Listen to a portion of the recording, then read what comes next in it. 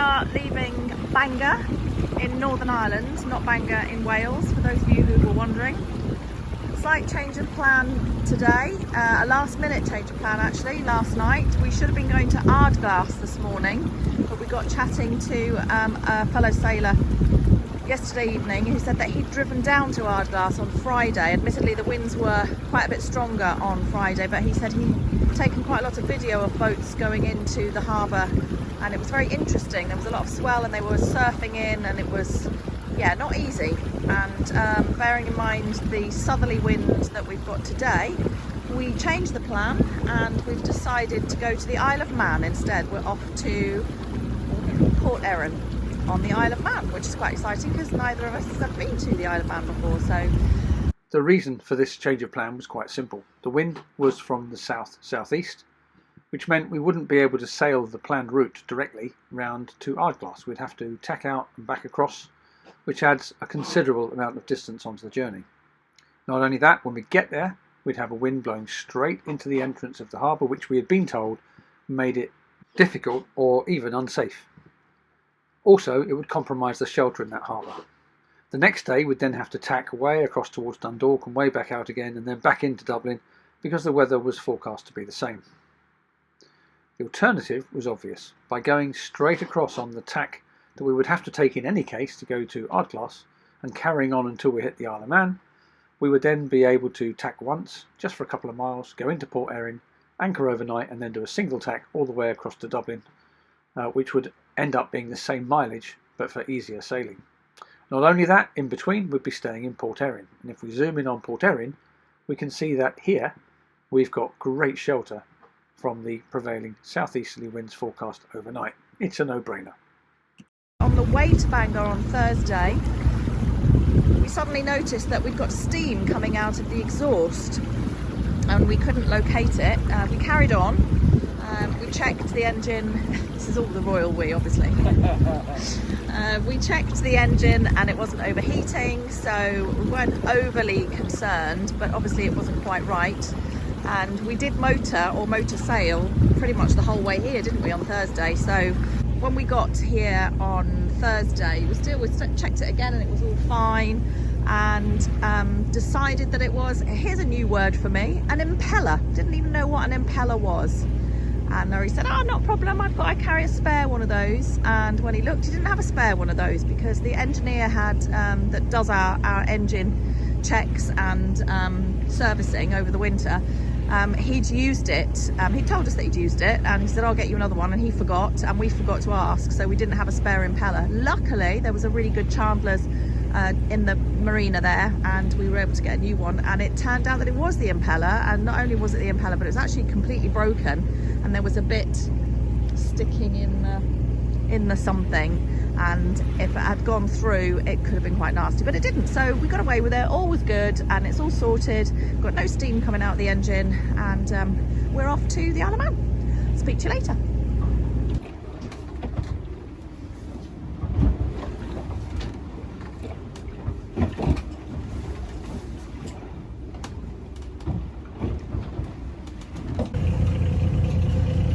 Give you a bit of a feel for what it's like being down below on a day like today, which isn't quite as advertised.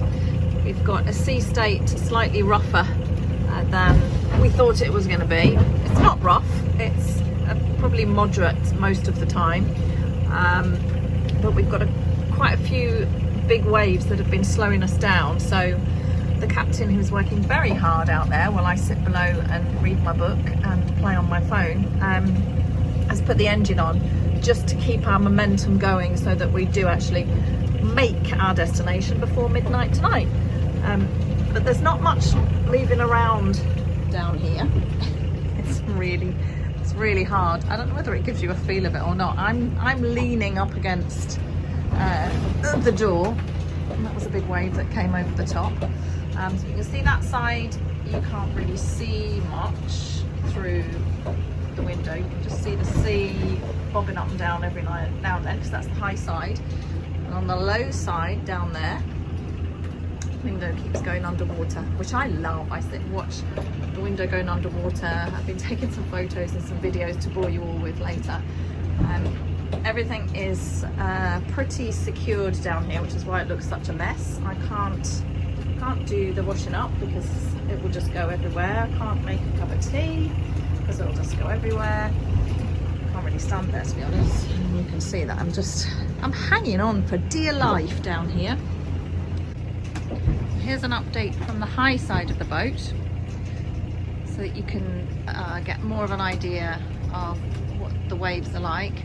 It's calmed down a little bit now because Laurie's just put a second reef in both sails because the wind's definitely much higher than was forecast. I think he said it's about 20 knots at the moment. And a reef in the sail means basically that we've pulled them both in a little bit. The less sail that you have out, the slower that you'll go. And since we're not racing, we don't want to put strain on all the rigging and the sails. We don't need to go that fast. We're still going the same speed, so that's absolutely fine. The sun's coming out. Lovely sparkly sea out there. You can see the nice big waves. I think you can see the waves. And yeah, it's definitely calmed down a little bit now that he's reefed in the sails. So we've got a little bit flatter. We're not quite as heeled over as we were, although that window is still going underwater from time to time. It's nearly 3 o'clock. The sun's properly out now. It's very beautiful, but it's definitely not a calm sea. We are still well heeled over. Third reef in both sails, or just the Second reef in the main, second reef in the mainsail, third reef in the jib, in the foresail. So that's supposedly slowing us down a little bit, but the waves are slowing us down more than anything because it's very, very choppy. So we've still got the engine on to try and push us through, get much more of an idea of the size of the waves from up here. And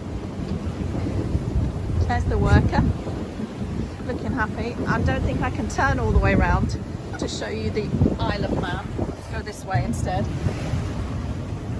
And there's the Isle of Man over there. I've just come across some fellow sailors and I thought I'd just do a quick video so that you can see what's happening to us by looking at them bobbing about.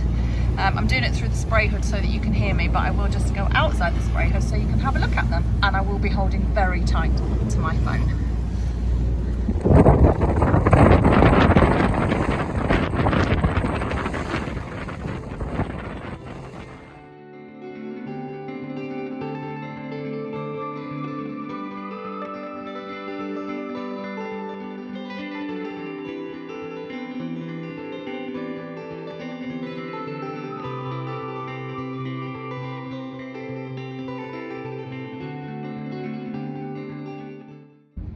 I promise this is my last video today. Well, we're here in beautiful Port Erin on the Isle of Man. Never been to the Isle of Man before. We're on a buoy in this beautiful little harbour. That's our neighbour there. I think there might be a lot of money on the Isle of Man because look at these properties on the hillside. It's beautiful. And there's the beach over there. A couple of boats at anchor, which was a possibility for us too. And over here is the lifeboat station. And then behind us, where we came from, is a really, really good illustration of why you should know how to use a chart or a chart plotter and understand the marks. Those rocks you could see in the picture there were actually the remains of an old breakwater, which is awash for quite a lot of the tide. So the starboard hand mark is there just to mark the end of them. As long as you keep that to your starboard side, you're clear. There is a leading line formed by the lighthouse on the beach and a red and white marked box on the seawall by the road above it. So if you line those two up, one above the other, you end up with the centre of the bay all the way in. To anchor safely and avoid the submarine cable, either stay north of the leading line and inside the starboard hand mark, or stay inside the steps that are visible clearly on the south side of the bay, and also north of a line between the starboard hand mark and that lighthouse on the beach, and that will keep you clear of that submarine cable. Those two boats at anchor in the last video were in this red circle, so they were very close to that submarine cable. They didn't have a problem and they probably avoided it using GPS, but if you're not certain where you are, those transits will help you out. Well, I hope you found that interesting or useful, or both. As always, please click like, subscribe, hit that bell icon. These things really help the channel grow. Come back soon.